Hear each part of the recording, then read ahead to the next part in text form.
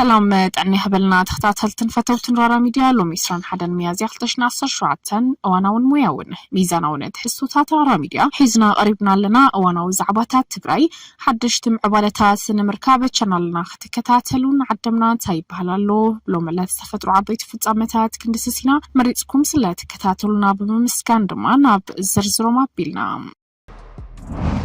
قدايتي كسابة حزي حقا وفلطو زي بلو أبا تقرايزنك أساسلو سلف حوحات معلبي رخبان اتودب بسنكتي مسمع خلاي منقس استفترة بوليتيكا ومسحاب نابا اتقاو قونت ادحرمتو بورد مرت آبتا حقر كما بوليتيكا وسلفي خنك أساسخلو زنبر حقا وفلطو كامزة سرزوون تفلاتيو نظام الكتو أبو منقو سلفتات بلتقنان حوحاتن كمون منقس فيدرال نقزيوم محدارة تقراي سفلاليو مدرخات ستخكايدو كامزة تنحوني زكارم منقسي كما أم سرح كسرحو زقبا سرح ملؤ بملؤ سريحنا إنا زبلا قدام منستر أبي أحمد اتحزز ترف دمات سلف سلام حقاوي من قد تختيلو أبي مرت أبورد مزقاب كم زخونون عم ملخيتو نيرو حوحاتا بوشتخلتا سلسة سمون كابت سبيت زقبرو سندات عماليو نابا مرت أبورد بمخادمة بحقاو من قد تمزقبو ويون حقاو فؤاد كملس بمقبار قبائي خكايد كم زلوو كم انت زي جردوما مرت أبورد نحوحات انت زي تقبيلو ون حقاو سلف ايون تزيلو أبي مرت أكساتف كم زي يخيل منقست كخونا يخيل نزبل قوام حيزوم يمتانيحوم حوحات نزي حقاو مسرح خكايد دما حفشو قبائي خكايد كم زقباونا تنقو نيرو يخون مبار حوحات تبي بوليتيكا وسانس عنو حقاو سبنات نخم الأسمبر كم بحدش كمزقاب كم زي يدلون وهابك على تسلفي ايتا عمان إلا صفاون يزاربه اتي أبز حلف ورحز تقبرا من محياش تسرز حقاو سبنات ودب حوحات مملاس زخل زي كونس كم بحدش كمزقاب زخ المخانو بايتوكل تزب إثيوبياون كاب حقاو نسلمونا بوليتيكاو مقصقاس وصاي خنقصقاسو زصنحو بوليتيكاو ጉጅለታት ዳግማይ ከም ፖለቲካው ሰልፍ ንምዝጋብ ዘኽእል ድንጋገ ዝሓዘ መማሓይሽ ኣዋጅ ከም ዘጽድቃውን ይዝከርም እዚ መምሕያሽ ነውድብ ሕወሓት ሓዊሱ ኣብ ጎንጽ ክሳተፉ ዝጸንሑ ሓይልታት ዳግማይ ንኽምዝገቡ ዘኽእል ስርዓት ንምዝጋብ ዝዓለመ እንትኸውን ድሕሪ ውዕለ ፕሪቶሪያ ብትግራይ ግዜኦም ምሕዳር ቆይሙ ተዛማድ ሰላም እኳ እንተሰፈነ ፈራመት ስምምዕነት ዝኾነ ህዝባዊ ወያነ ሓርነት ትግራይ ግን ሕጋውነቱ መሪሱ ክረከብ ዘይምኽኣሉውን ከዘራረበ ጸኒሑ እዩ መረጻ ቦርድ ኢትዮጵያ ብ2013 ኩናት ትግራይ ስዒቡ ኣብ ተግባር ዓመጽ ተዋፊሩ ብዝብል ሕጋዊ ሰብነት ሕወሓት ተሰሪዙ ንብረት ኩረስ ወሲኑ ምንባር ይፍለጥ መረጻ ቦርድ ኣብቲ ኣዋጅ መረጻ ኢትዮጵያ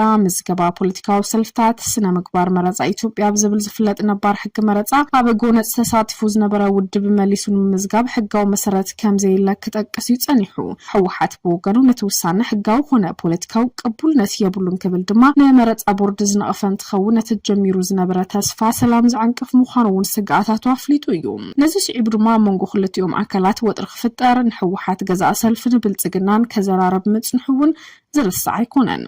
ኣፍልጦ ይወሃበኒ ዝብል ኣጀንዳ መዕለብ ከይገበረን ኣብ ክፍፍል ዘምርሐተ ውድብ ንኽልተ ተመቒሉ ኣነ እየ ሕወሓት እናበለ ነንባዕሉውን ክባላዕ ጸኒሑ እዚ ከምዚሉ እናሃለውን ትግራይ ሊበራል ዴሞክራቲክ ፓርቲ ዝብል ኣማራጺ ሽም ሒዙ ዝመጽእ ዘሎ በጌታቸው ረዳ ዝምራሕ ዝነበረ ክንፍ ሕወሓት ድማት ኣነ እየ ሕወሓት ኣይፋል ኣነ እየ ዝብል ውጥጥ መዕለብ ክረክብ ገይሩሎ ኣማራጺ ሽም ሒዙ ደበኽ ዝበለት ጉጅለንቲ ዓይነት ፖለቲካዊ ምንቅስቓስ ሒዙ ከም ዝመጽእ ዘየነጸረ እኳ ትኾነ እቲ ኣብ ትግራይ ዝነበረ ዓርሱ ካብቲ ብዶክተር ደብረጽዮን ዝምራሕ ሕወሓት ኣግሊሉ ንንውሕ ዝበሉ ግዜያት ኣብ ጭቕጭቕ ዝነበረ ጉጅለ ብሓድሽ ፖለቲካዊ ውዳበ ድማ ዝቀላቐል ዘሎ ተሓድሽ ኣብ መስርሕ ምዝገባ ዝርከብ ፖለቲካዊ ውዳበ ሊበራል ዲሞክራሲ ከም ስነ ሓሳብ ዝኽተል ብምዃኑ ትግራይ ሊበራል ዲሞክራቲክ ፓርቲ ዝብል ኣማራጺ ሽም ሒዙ ይመጽእ ከም ዘሎ ንምፍላጥ ተኻኢሉ እቲ ሽም ገና በቶም ነቲ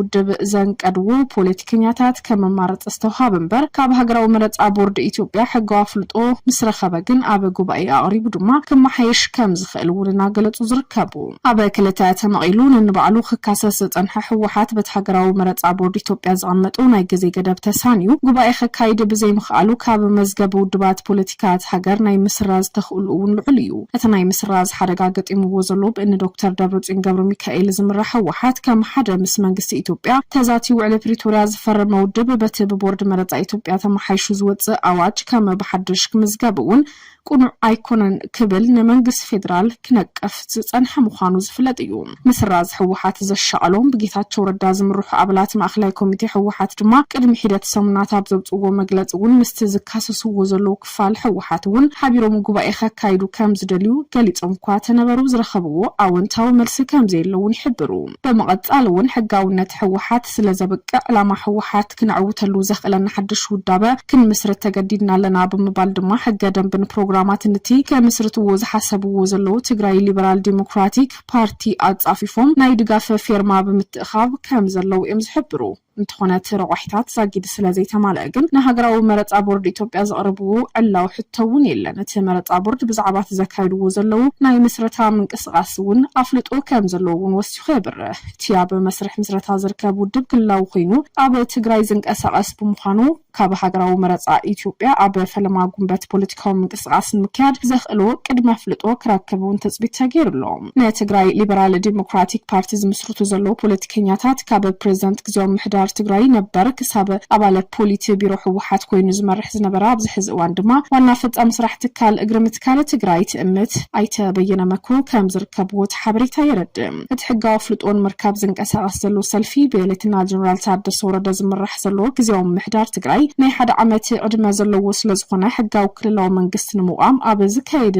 መረፃ ዓላማታቱን መደባቱን ንህዝቢ ትግራይ ኣለሉ ድማ ንኽምረፅ ከም ዝሰርሑ ይዘንፈት። ትግራይ ኣብ ክልል ፌደሬሽን ኢትዮጵያ ኮይና ነፃነታ ዝሓለወት ክልላዊት መንግስቲ ክትከውን ካብ ሃገራዊ መረፃ ቦርድ ኢትዮጵያ ሕጋዊ ኣፍልጦ ምስ ረኸበ ድማ ካብ ሃፍታም ክሳብ ነጋዳይ ክሳብ ሸቃላይን ምሁርን ክፋል ክፅንበርዎ ከም ዝኽእሉ እናተገለጸ እዩ። ካብቶም ቀንዲ መስረት ትውድብ ዝኾነ ኣይተ ጌታቸው ረዳ ድማ ከምኡውን ፕሮፌሰር ክንደያ ገብረ ህይወት ቅድሚ ሂደት ሰሙናት ብቀዳማይ ሚኒስተር ኣብይ ኣሕመድ ናይ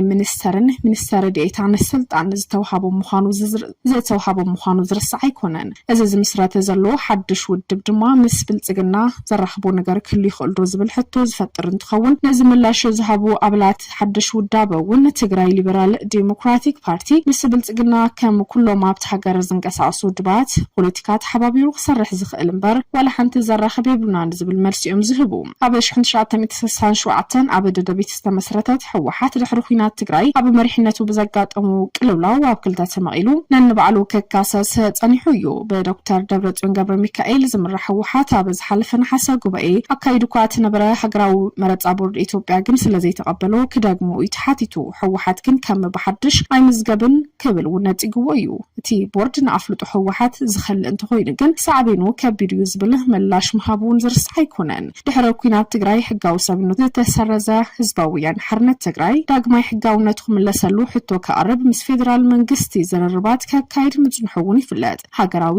ቦርድ መረፃ ኢትዮጵያ ድማ ኣብ 2013 ምስ ኩናት ትግራይ ብዝተኣሳሰር ኣብ ተግባር ዓመት ተዋፊሩ ብዝብል ሕጋዊ ሰብነት ሕወሓት ተሰሪዙ ንብረቱ ክውረስ እውን ወሲኑ ነይሩ። ኣዋጅ መረፃ ኢትዮጵያ ምዝገባ ፖለቲካዊ ሰልፍታት ስነ ምግባር መረፃ ኢትዮጵያ ብዝብል ዝፍለጥ ነባር ሕጊ መረፃ በጎነስ ተሳቲፉ ዝነበረ ውድብ መሊሱ ምዝጋብ ሕጋዊ መሰረት ከም ዘየለ ክጠቅስ ይጸኒሑ። ሕወሓት ብወገኑ ነቲ ውሳነ ሕጋዊ ኾነ ፖለቲካዊ ቅቡልነት የብሉን ክብል ነቲ ቦርድ ዝነቐፈ እንትኸውን ነቲ ተጀሚሩ ዝነበረ ተስፋ ሰላም ዝዕንቅፍ ምዃኑ